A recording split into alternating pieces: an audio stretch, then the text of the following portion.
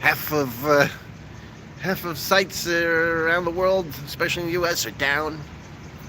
Looks like one of the Edge DNS servers has failed. It's taken down everything from UPS, all the banks, and a lot of stuff in financial. Uh, there's some travel sites. There's just about everything. You try to connect to your bank, you may not be able to. So hopefully you transferred some money already to your card. You got some ATM cards. I'm expecting this to probably cause congestion across the internet.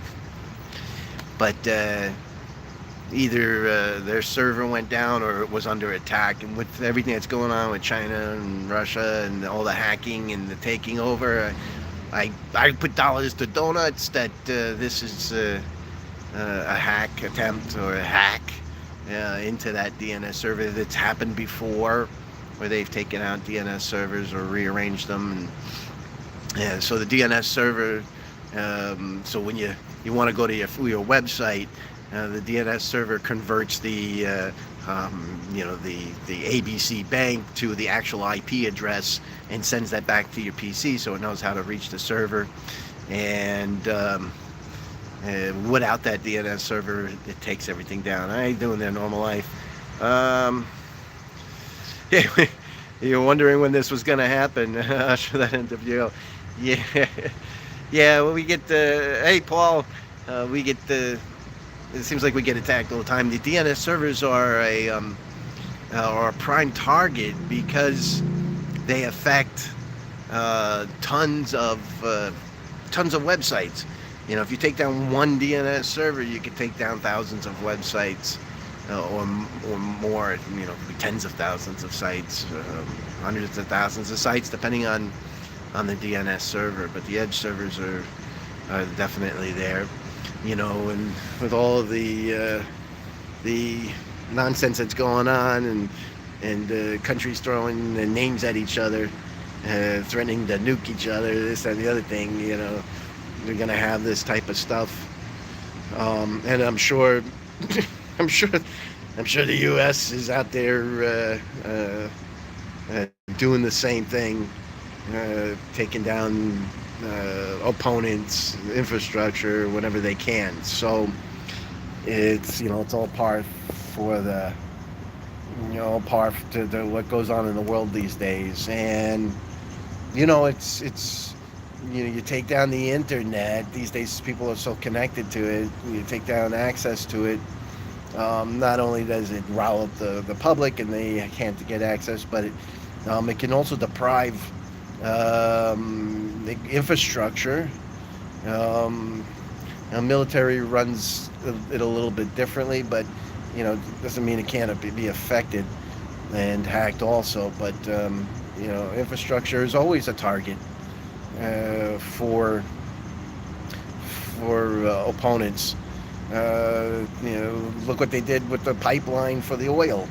And they shut down the oil pipeline with the ransomware hack, and within a few days, everybody was running out of gasoline, this and the other thing, on the East Coast only a month or two ago. So these types of things are gonna definitely be happening. Let's see here. Yeah, so it's happening now. Nomadic life. There was everything seems to be down. You could try some websites like UPS or McDonald's. It was down before I started this show. My bank was down. Though I am able to get traffic to some mostly European sites, but the big company stuff it seems to be all down. Yeah, yeah, Buckles, we're all pawns. I'm not even sure we're pawns. I think we're like the dust on the board. I don't even think that we're actually even a playing piece. We're the dust on the board, and we just get, pushed to the side, crushed, and stompled on. We're collateral damage to the whole thing, because the goal is to shut down infrastructure, and if it does damage, it does damage. Quite frankly, I don't think that our current government or president is up for the challenge. I'm not even sure if he knows what day it is. Um, and the fact of the matter is that I don't even know who's actually running the government right now. Yeah, I'm sure Biden kind of goes, let's put a bicycle, let's put a bicycle on it, you know. And so I'm sure he's giving his thoughts on the matter. I'm not sure if it's actually being done. I would assume it would be. I would hope that the others would get together and have a consensus of some type to how they're going to govern. This is an awful place for a coherent president to be trying to lead the country and what we're going through these days. Never mind somebody that really doesn't have it all there, or real slow in the pickup. So we're in a big challenge. Yeah, welcome to humanity. Yeah, that's definitely it. Nomadic saying, okay, well, let's see what happens when I'm up tomorrow. Have a good night. Have a good day. Off to bed. All right, take care. Obviously, you're over in Europe or further west, maybe New Zealand or Australia. But good night. I'll talk to you then. So, these types of things are going to happen, and it's going to be more and more often. It's going to be commonplace. I was watching the riot / civil war miniature that happened in South Africa, and just the devastation that humanity can bring upon itself. It looked like a zombie apocalypse. The aftermath. Like you would see it in a movie, just papers littered everywhere and stuff just all over and everything burnt down. And it goes to show you, quite frankly, how fragile society is. It really is. It's balanced. It's like the economy, but you throw a shockwave in it and it reverberates. And society itself also is very much that. It's balanced, sort of like the sun. It's balanced.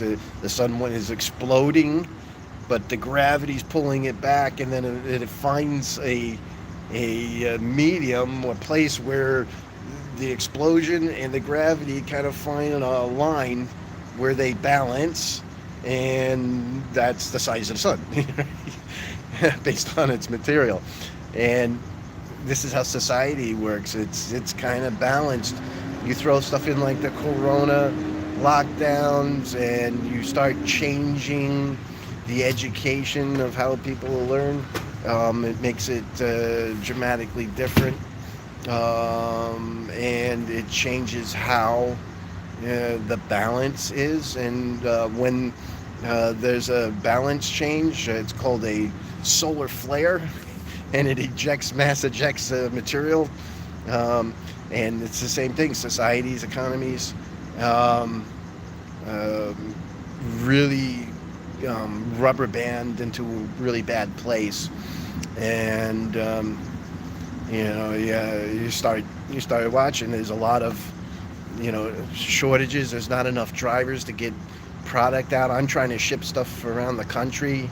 Almost every shipment that I send is late. I sent one to Louisiana. The state initials are LA, and they shipped it to California, Los Angeles, because they saw LA on the box instead of reading it was Louisiana. So the customer didn't get his stuff for an extra week and a half, 2 weeks. And it's almost 4 out of 5 packages that I ship out their freight having problems, and they're short staffed and they're trying to make things happen, and this is going to reverberate into food. It's going to the prices not only going up, but foodstuffs themselves are starting to become a little bit scarce in certain categories. You'll get the knuckle draggers at the New York Times and all these other wacky saying, this is good, you can eat bugs, and it's like there's something, there's definitely, it's a mental disorder. And, the see society collapse like this, the more, that's a difference, in when you have these socialist type of things, they want more people dependent on the socialist programs. Yeah, that's what keeps them in power. You have to look at what keeps them in power. And they want to give away this stuff, get you dependent on it, so that now the government becomes your daddy. And that's how they gain power over you. Yeah, it's great, I'm getting free stuff, but eventually, if you don't get the free stuff, everybody starts rioting. And, that's the problem. That's, creation put us here to fight and fend off, and to make everything earned worthwhile. That is the purpose of life, is to make it worthwhile, and satisfaction gotten from it, and have a sense of purpose. And what's your purpose? To serve butter. We New Yorkers are in perpetual zombie apocalypse. Nothing new for us. I've been watching some videos out of New York, and it's shocking to me. When I grew up in the 1970s, everything in New York was graffitied. It was broken. There would be,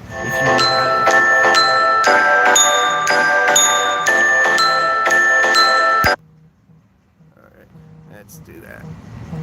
All right. It was graffitied if you had to park your car out to the side of the road, and because it had an issue, when you came back the next day, there would be no tires, no seats, no doors, and possibly no engine. These guys would come up, they would have vans set up with compressors. There'd be 4 or 5 guys in it. They'd pull up next to the car. They had air tools.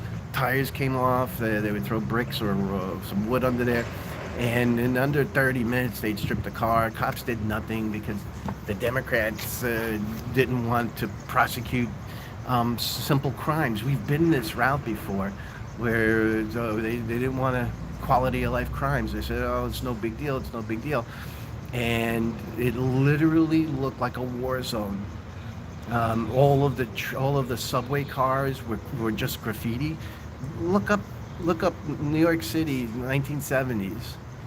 All the subway cars are full of graffiti. The Bronx was all burnt out, and it was awful. And it was because of quality of life issues. If you let quality of life issues go and fall, what happens is just like it's going on in San Francisco. All of a sudden now, you can steal up to $1,000, and it's not even a crime. They won't even show up if you call the police, because they won't do anything about it. So what's going on now? People are literally walking in with bags, filling them up, and they don't even run out of the store. They literally walk out of the store with their hands full of merchandise. And the security's told not to do anything about it. They film it like it's a big thing. What are you gonna film? And they walk out, and what's happening is these stores, they're closing them.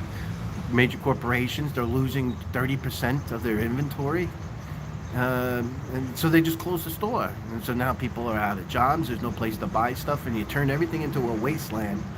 And this is what happened in the 70s, especially like in New York. Everything turned into a wasteland. That's when Rudy Giuliani was a kick-ass guy when he was younger, and he said, we're gonna fix this, and we're gonna start with quality of life. You stop the bullshit at the bottom, and it allows businesses and people to live their lives instead of being in fear constantly. And so this is what basically happened. I can only tell you what happened. This has happened in the 70s. Once he started fixing the quality of life issues, 80s and 90s were a big thing. New York was cream of the crop. Everybody was all polished, even in the 2000s. But again, we're going back to, not dealing with crime, and it's turning back into a shithole. Eh, If you don't if you don't have law and order, everything turns into a shithole, and it's simple as that. And that's just the way it is. Let's take a look at some of these chat things here. Uh, you can check your cholesterol. Yeah, yeah. No, cholesterol is good. I got good blood pressure too, which is nice. So that's important. Uh, let's see here. Paul goes, I think everybody works for Amazon. Yeah, yeah, Amazon. Uh, Amazon. Oh, this reminds me of RoboCop, where everything's going to be run by corporations, and it's pretty scary because these corporations are trying to create cities that they can run. That they can have control over. But not like it hasn't been done before. Hershey tried to do the same thing. Ford did the same thing, tried to create a cities. Obviously, the bananas and all that other thing. I mean, they created their own cities in the jungles and stuff where they were growing in South America. But for some reason, these guys that create these and turn out to make these mega companies think that they can. Even Disney, Epcot was, he wanted it to be a community where the employees lived on, and they had to live by his setup and all this other stuff, and you lost, you would give away your rights to live in this city of his called Epcot. When he died, they took the Epcot name and they basically turned it into an amusement park, so that because building the city of tomorrow wasn't in their best interest. And I'm not sure what goes on in the minds of some of these guys when they become oligarchs. They want to just rule people, and it's fascinating. It's really fascinating. So you got to watch out for this shit, and it's concerning. It really is. All right, let's see here. Free stuff is never free. It costs freedom. That's what Paul says. Yep. Let's see here. Here in Buffalo, Paul says, here in Buffalo, they just nominated a Socialist Party mayoral candidate, and the state is closing and auctioning off its only state office building. Yeah, I saw that. And it's distressing. It's distressing. The people romanticize. It's funny because they try romanticizing this communist socialist type of stuff, and it doesn't work well or turn out well for most of the populations of those countries, because once they get power, take away the guns, they go around and they start executing people, and this has been done in every communist country that had a revolution. Many people end up having issues and disappearing, and it's sad and it's unfortunate. So it's and then you got the folks down in Cuba right now that protesting dictatorship and trying to get their freedom. They know better. They're like, cut us a break. Let's just get our freedom. And then you got people here thinking that it's the best thing since sliced bread, and trying to turn it into Cuba. I don't know. I think it's human nature to want what you don't have, and whether it's good or not for you. And when you have something and it works and it's good, there's always somebody who wants something different, wants to change it. And it's just they're saying this works and this is good, and let's just, let's fine tune it and make it even better. I don't know. I can't explain it. I'm not a theologian or capable of understanding humanity. world citizens. Epcot never would have worked anyway. No, of course not. Like I said, Hershey tried the same thing, and Ford was trying to do the same thing. It doesn't work. Humanity does not like being caged and bossed around as a whole. There's always 10% of the people that enjoy being sheep, and sit there and do whatever they're doing, and but humanity as a whole is an exploratory creature, and does not like to be held back or held down. So it ultimately it'll never work unless it's and then what happens is it gets turned into forced, where you're forced to participate, because if you'll notice, socialist and communist countries have walls to keep their people in, and not walls to keep people out. All right, that's how you can tell if there's an issue with the country. Okay, it's real simple.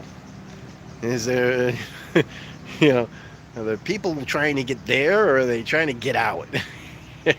And if they can't get out, then there's some seriously bullshit going on in that country, and it would be on the side of the meter that's the evil side of the meter. All right, I think we've hit a low. Hey, hello from Texas. How you doing there, Radian? I know she ran on a defund the police platform. I don't know who's voting for mental midgets. I have some serious concerns going forward for this country.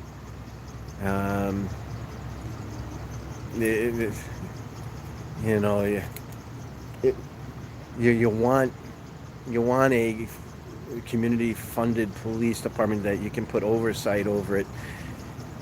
There's nothing that's perfect in this world. Nothing. What you do is you strive to make everything better. It's the same in this country. We made the Declaration of Independence, the Constitution. All men are created equal, and yet not all men were created equal at that time. And they wanted to put into the Constitution laws to keep people from having indentured servants and slaves and stuff like that. But they never would have got the document passed. So they were able to put the verbiage in there, but no law behind it, to show the course of action that they wanted the country to take. And it's easy to make fun of the past, and to be scratching your head going, how could they have done stuff like that? And the fact of the matter is that society was in a weird place at that time, and it was in the place that it was.